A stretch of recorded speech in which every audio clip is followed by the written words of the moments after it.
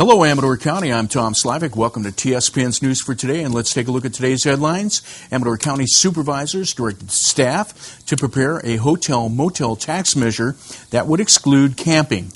Supervisors approved a preliminary 2012-2013 budget. First five Amador to take over operation of Amador Child Abuse Prevention Council effective July 1st.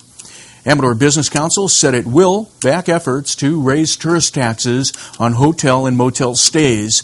And Amador County Supervisors approved a preliminary budget with comments on the economic climate.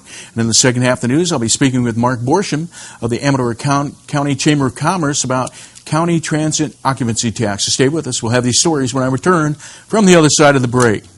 You're watching Amador County's #1 news and sports leader, TSPN. Hello, Amador County, and welcome back. The Amador County Board of Supervisors voted 4-1 Tuesday to direct staff to prepare a hotel-motel tax increase measure that would exclude any taxes on campgrounds in the unincorporated Amador County.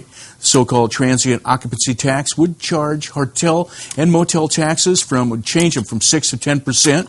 County Counsel Greg Gillette reported on a list of 13 campgrounds that could have a TOT tax and 15 that were either state or federally owned and would not fall under county jurisdiction. The board directed Gillette to prepare a draft measure language for the board to consider June 26 and still be able to place it on the November ballot. Supervisor Brian Onetto dissented and supported applying it to camping and RV parks. Jim Gillette of Amador Business Council said a council member, the largest player of TOT in Plymouth, would be at a disadvantage as Plymouth is trying to raise its TOT to 10%, and it would affect his park. But Gillette said the owner would not oppose the ballot measure and would remain neutral on the issue. Supervisor John Plass said the TOT on private campgrounds puts them at a distinct disadvantage from pricing standpoint alone, and the federal campgrounds do not face the same regulations. He supported bringing the county TOT in line with the cities, but I don't think it's the right time. He said, I don't want to waste money to make the effort right now. Supervisor Ted Novelli said Tuolumne County's measure to shift TOT to camping failed, and 12 of 15 fire protection tax measures failed in a recent primary elections. Gillette said the Tuolumne defeat was substantial, but Amador Business Council strongly supports taking the TOT to 10%, and we would support exempting camping and RV parks. Onetto said even with a broad-based effort in this election environment, it could still fail. And Gillette spoke to the Motherlode Tea Party, whose members supported separation of business from government. Al Bozzo of the Amador Business Council said they are in no way, shape, or form trying to underwrite private entities. They are trying to promote Amador as a brand, to try to compete with other areas, spending millions to do what the Business Council is trying to do. That is to encourage people to visit and spend money, to move here and pay property taxes, and to move their businesses here. Gillette said the public-private partnership builds jobs. Amador County Board of Supervisors voted 5-0 Tuesday to approve a preliminary 2012-2013 budget of $67 million with a reduction of about 21 full-time equivalent jobs as 2 weeks remain before the state budget must be approved. And supervisors continued the discussion with the Service Employees International Union and await potential funding restoration from the governor's budget and legislation. More than 100 people attended, many wearing purple shirts in support of SEIU. The union business agent, Steve Bristow, asked people to stand who were in support of SEIU, and employees and the majority stood up. Bristow said he had been called to this morning to come back to the table, and Supervisor Vice Chairman Richard Forster said negotiations are ongoing with SEIU, which could potentially play a role in the county's final budget. But it was closed session, and it was a closed session item, and they could not comment about basic aid funding could be restored in the governor's budget, giving the county $1.1 million. And Forster said Assemblywoman Allison Huber's AB 1191 will be discussed Wednesday, June 13th. It would restore triple flip funds in a 5-year funding plan, and the county expected to end the year spending $2.1 million more than it took in. County Administrative Officer Chuck Eiley said 10% cuts agreed to by SEIU employees over 3 years do not make a 30% total, as Bristow has said. Eiley said it's still 10%. That's an empirical fact. Eiley said the so-called surplus carryover has been as big as $10 million, and in this coming budget year it will be $2.7 million. Eiley said revenue in the current year is down $1.2 million below expenditures. Eiley said, you can spin it any way you want. The budget is down to where we need to make some significant cuts. Supervisor Brian Onetto said they could either make cuts or hit a brick wall, and it would be very ugly as far as services received. Eiley said the budget has a smaller carryover and a $500,000 contingency, which is not the 3% supervisors wanted, but it is accessible without resolution, and reserves are above that. Supervisor Chairman Louis Boitano said reserves help with major unknown projects.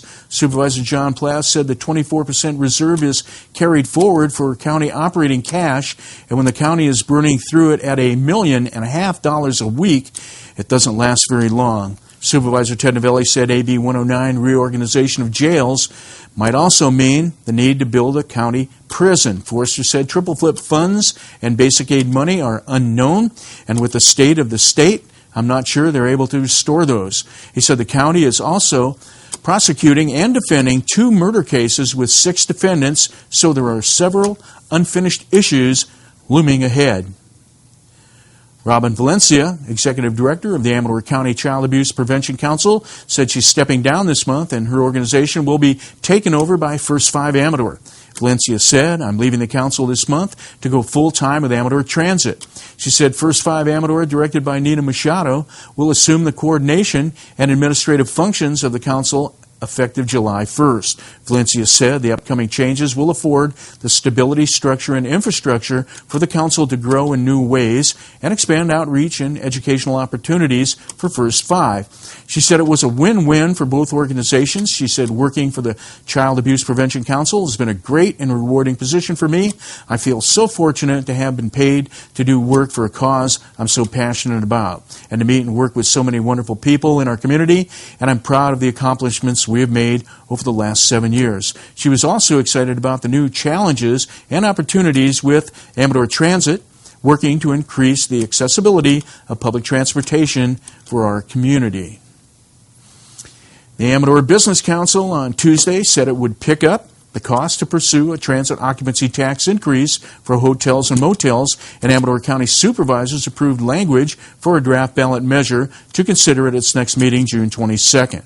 Make that 26th. Supervisor Vice Chairman Richard Forster said, I would like to hear that we will have support from the business community, and he didn't want to waste $10,000 or $20,000 it would cost to put it on the ballot. Amador Business Council's Al Bozzo said the strongest revenue stream right now is agritourism, and the opportunity is enormous. Bozzo said the Business Council already has commitments for some money, and the Amador Business Council is picking up the cost of the education campaign through its member contributions. Business Council member Jim Gillette said they would need to mount an organized campaign with a cost estimated to be $30,000 to market it. Supervisor John Plath said if the business community is fully willing to raise the lion's share to educate the electorate and willing to run that significant risk, this board will take on the cost to print the ballot. Supervisors voted 4-1 to direct staff to write up the draft measure. And Amador County Supervisors on Tuesday passed the preliminary budget with notes on the economic climate of the county, the state, and the world.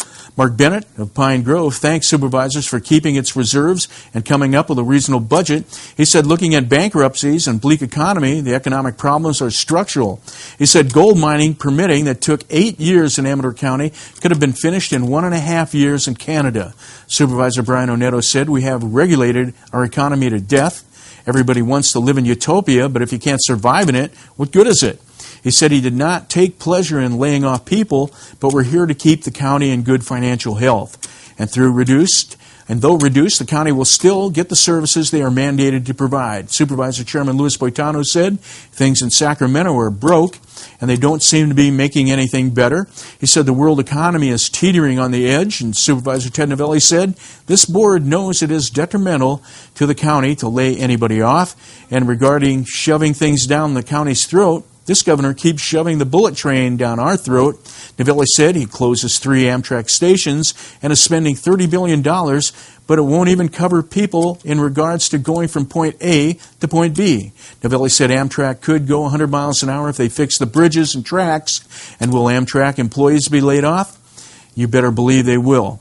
Supervisor John Plass said he has been a local-level organizations oppose the entire timber harvesting industry, oppose any timber or mining of any kind, whether it is gold or aggregate, and yet the same people stand on the corner with an Occupy sign and say the system is broken. Plass said they oppose the things that generate sales tax, property tax appreciation, and they oppose all of the things that create income. He said tax revenue does not come from the government, it comes from the private sector.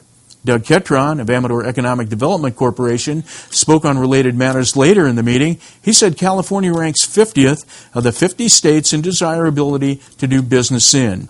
He said Ione has 100 different kinds of refractory glass. Amador County has lignite for wax and aggregate, and yet it's cheaper to mine material in Canada and ship it to San Francisco than it is to open a mine in Amador County. Let's take a quick look at our weather.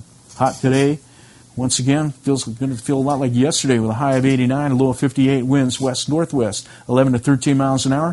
Thursday, sunny high of 88, low of 57, winds west 7 to 10 miles an hour. And on Friday, sunny high of 91 with a low of 62. Air quality index report, unhealthy today at 104, unhealthy tomorrow at 106. And when I come back, I'll be talking to Mark Borshin. He's with the County Chamber of Commerce, and we'll be talking about the TOT tax. So stay with us right here on TSPN. You're watching Amador County's #1 news and sports leader, TSPN.